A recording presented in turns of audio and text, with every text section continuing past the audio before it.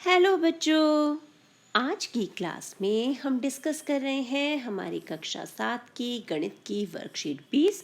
तिथि है 3 दिसंबर 2020 और आज हम देखेंगे कि हम अपनी बड़ी बड़ी जो संख्याएं हैं उन्हें घातांकीय रूप में किस प्रकार लिख सकते हैं। तो बहुत बड़ी संख्याएं पढ़ने, समझने, तुलना करने में हम घातांकों का प्रयोग करते हैं। तो संख्या का प्रसारित रूप तो हम छोटी क्लास से सीखते ही आ रहे हैं।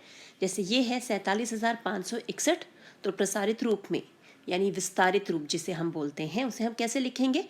4 गुणा 10,000, क्योंकि ये 4 जो है हमारा किस स्थान पर है? ये है हमारा 10,000 के स्थान पर, यानी 4 गुणा 10,000 जमा 7 गुणा 1,000, क्योंकि वो 1,000 के स्थान पर है। 5 गुणा 100 जमा 6 गुणा 10 जमा 1, क्योंकि इकाई के स्थान पर 1 है। तो अब जो 10,000 है इसको हम किस प्रकार लिख सकते हैं?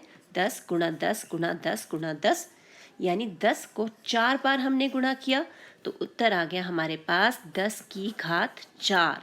और आप ध्यान से देखो तो इसमें जीरो भी कितने हैं? 1 2 3 4, 4 जीरो हैं, इसलिए ये हो गया 10 की घात 4। अब 1,000 में कितने जीरो हैं? 3, तो यानी यहाँ पर हमने 10 को 3 बार गुणा किया है, इसलिए हमें मिल गया 10 की घात 3।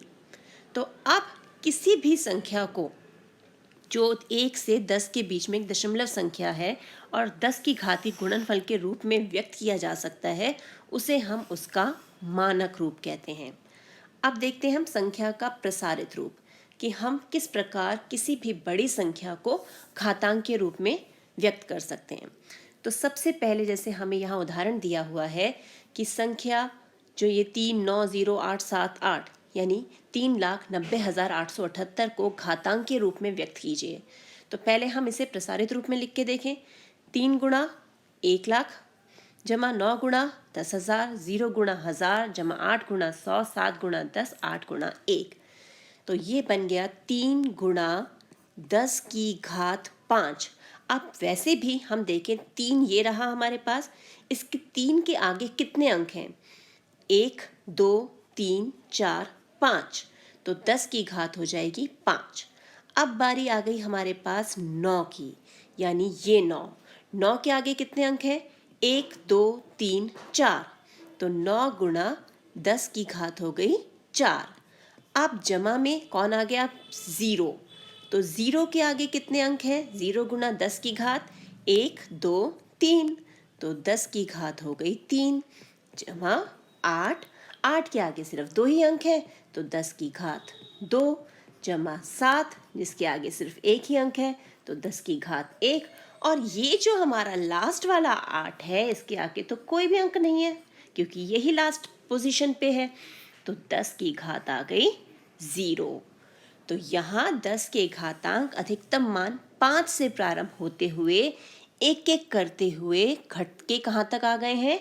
0 तक आ गए हैं।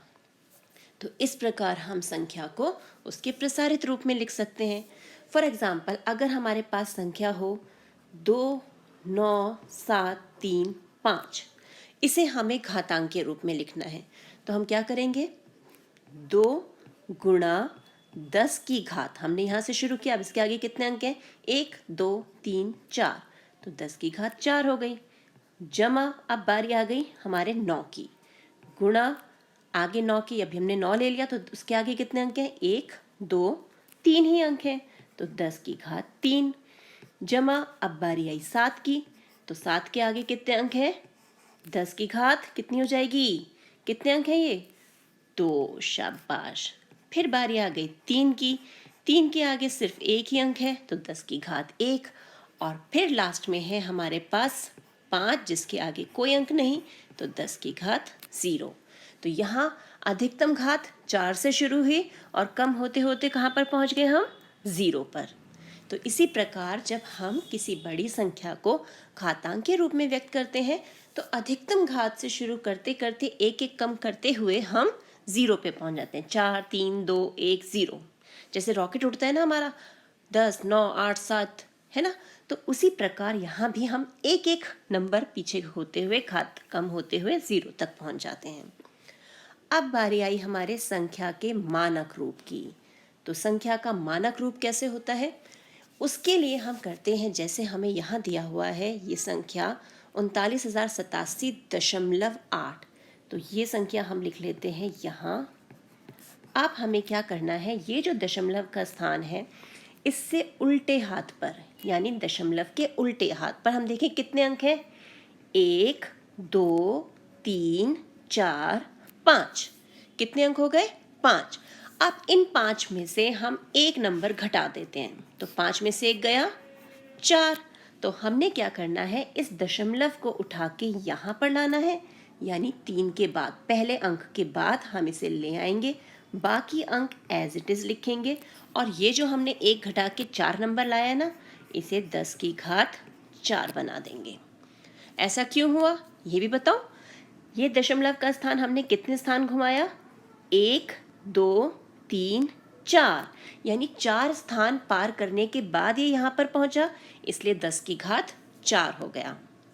अब जैसे ये प्रश्न है हमारे पास 390,878, अब यहाँ तो दशमलव नहीं दिया, तो हम किसको हिलाएंगे, तो यहाँ जब हमारे पास दशमलव नहीं दिया होता तो हम दशमलव को यहाँ मान लेते हैं और उसके बाद 0 लिख सकते हैं, क्योंकि दशमलव के बाद कोई भी 0 उसका मान नहीं होता, तो यहाँ पर हम दशमलव को ले लेते हैं।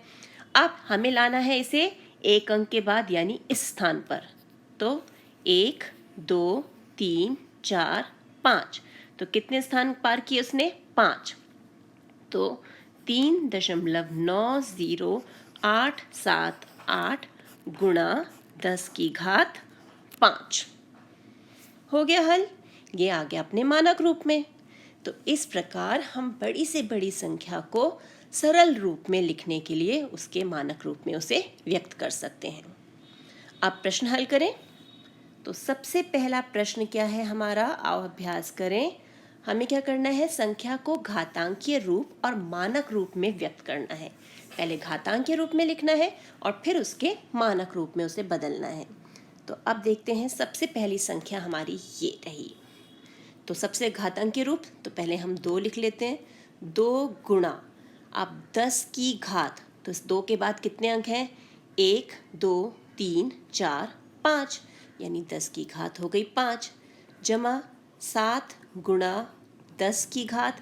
अब हमें क्या करना है, एक एक घात कम करते हुए जाना है, यानी रॉकेट हमारा 5 से शुरू हुआ, तो अब 5 4, फिर नंबर आ गया 9, 2 हमने ले लिया, 7 ले लिया, अब 9 की बारी, 9 गुणा, अब 10 की घात कितनी हो जाएगी, 4 से 1 कम 3, शाबाश।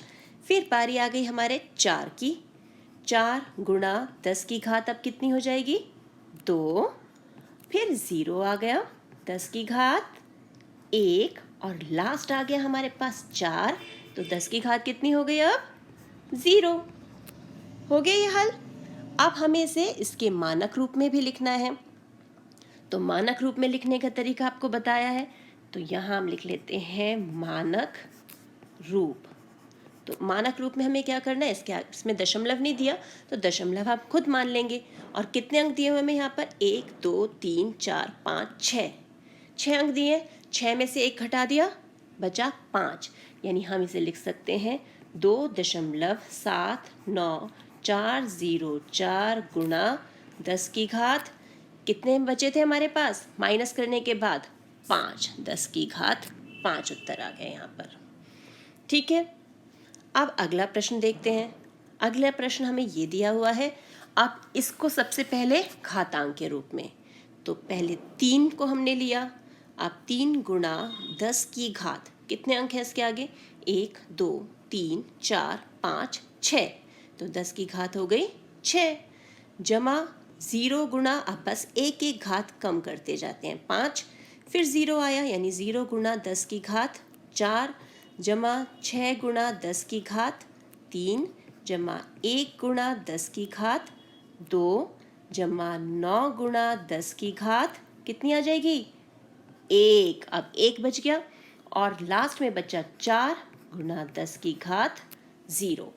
अब इसे भी इसके मानक रूप में लिखना है, तो मानक रूप में लिखने के लिए क्या करेंगे हम, कितने अंक है टोटल हमारे, 1 2 3 4 5 6 7, तो अब मानक रूप में हम इसे बदल देते हैं, तो मानक रूप में आएगा 3.00614 गुणा 10 की घात। हमारे टोटल 7 अंक हैं, 7 में से 1 को घटाया, बचा 6, यानी 10 की घात 6 हो गया। अब अगली संख्या है ये, तो पहले से घातांक के रूप में यानी 1 गुणा कुल कितने 1 के बाद अंक देखें, 1 2 3 4 5, यानी 10 की घात हो गई 5। अगला अंक 2, 10 की घात क्या हो जाएगी, 1 कम 4, फिर 0, 10 की घात फिर 1 कम 3, 7 गुणा 10 की घात 2 जमा 1 गुणा 10 की घात 1 जमा 9 गुणा 10 की घात 0 हो गया। अब इसके मानक रूप में आ जाए, कुल अंक है यहाँ पर 6, तो 1.2071 गुणा 10 की घात 6 में से 1 घटाया 5, तो 5 आ गई घात। फिर है अगला प्रश्न ये, आप इसको हम घातांक के रूप में बदलेंगे और आप मुझे उत्तर देंगे। तो 2 गुणा, अब सबसे पहला काम 2 के बाद कितने अंक हैं गिने, साथ साथ गिने मेरे, 1 2 3 4 5 6, यानी 10 की घात हो गई 6। अब आ गया 8, एक घात क्या करनी है, कम करनी है, शाबाश 5। फिर 0 की घात, 0 गुणा 10 की घात हो गई 4, फिर 6 गुणा 10 की घात कितनी हो जाएगी 3, जमा 1 गुणा 10 की घात 2 जमा 9 गुणा 10 की घात 1, और 6 गुणा 10 की घात कितनी आएगी, शाबाश 0।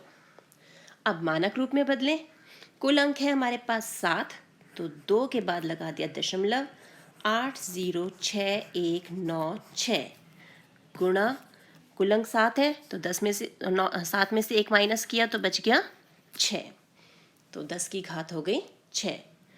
अब अगली संख्या ले लेते हैं, 2 गुणा 10 की घात, 2 के बाद अंक गिनो, 1 2 3 4, 4 हो गया, जमा 0 की घात, 0 गुणा 10 की घात 3, जमा 0 गुणा 10 की घात 2, जमा 6 गुणा 10 की घात 1, जमा 8 गुणा 10 की घात 0। अब मानक रूप में बदल देते हैं, कुल अंक है 5, तो 2.0068 गुणा 10 की घात 5 में से 1 गया 4, हो गया ये हल। अब देखते हैं अगला प्रश्न क्या है। अगला प्रश्न है, निम्नलिखित कथनों में प्रकट होने वाली संख्याओं को मानक रूप में व्यक्त कीजिए। यानी अब हमें दशमलव लगाकर इसे घातांक के रूप में बदलना है। तो तरीका वही है, सबसे पहले क्या है, निर्वात स्थान में प्रकाश की चाल ये दी हुई है, तो हमने क्या करना है, दशमलव को लगाना है यहाँ 3 के बाद, यानी पहले अंक के बाद, तो 3.0, आगे तो 0 ही है, तो हम इसे 0 पे छोड़ देते हैं, गुणा 10 की घात, अब कितने अंक है 3 के बाद, 1 2 3 4 5 6 7 8, तो 10 की घात हो गई 8। सूर्य का व्यास ये दिया हुआ है हमें, तो हमें दशमलव कहाँ लगाना है, पहले अंक के बाद, यानी 1.4, बाकी जीरोस जो है उन्हें ऐसे ही रहने देते हैं, और 10 की घात गिने, तो 1 के बाद कितने अंक हैं, 1 2 3 4 5 6 7 8 9, यानी 10 की घात 9 मीटर, और ये है मीटर पर सेकंड, यानी उनकी इकाई भी हमें लिखनी है। पृथ्वी में इतने क्यूबिक किलोमीटर समुद्र जल है। अब इतनी लंबी फिगर याद करने की जगह हम इसे मानक रूप में बदलेंगे, तो हमें 1 के बाद यानी यहाँ दशमलव लगाना है, तो यहाँ दशमलव लगाने के लिए हम क्या करेंगे, 1.353, और जो जीरोस हैं उन्हें छोड़ दिया हमने, अब बस 1 के बाद के अंक गिन लेते हैं, 1 2 3 4 5 6 7 8 9, यानी 10 की घात 9 क्यूबिक किलोमीटर। आगे उत्तर हमारा, पृथ्वी और चंद्रमा के बीच की दूरी ये दी हुई है, तरीका वही, पहले अंक के बाद दशमलव लगा दिया, 8 4 गुणा 10 की घात, गिने 1 2 3 4 5 6 7 8, 10 की घात 8 मीटर। विश्वमंडल इतने वर्ष पुराना आकलित किया गया है। तो अब इसे भी बदल देते हैं, 1.2 गुणा 10 की घात, अब 1 के बाद कितने अंक हैं, 1 2 3 4 5 6 7 8 9 10, यानी 10 की घात 10, और इकाई है हमारी वर्ष। तो इस प्रकार हम बड़ी संख्याओं को मानक रूप में व्यक्त करके उन्हें सरल कर सकते हैं। तो इसी प्रकार के और प्रश्नों का अभ्यास कीजिए अपनी एनसीईआरटी बुक से। मिलते हैं एक और वीडियो में, तब तक keep practising and enjoy maths.